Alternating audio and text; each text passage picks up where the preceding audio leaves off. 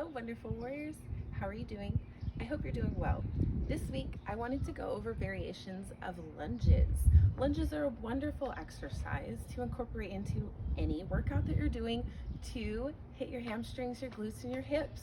If you're trying to grow your glutes, like most ladies are, you'll definitely want to incorporate lunges into your workouts.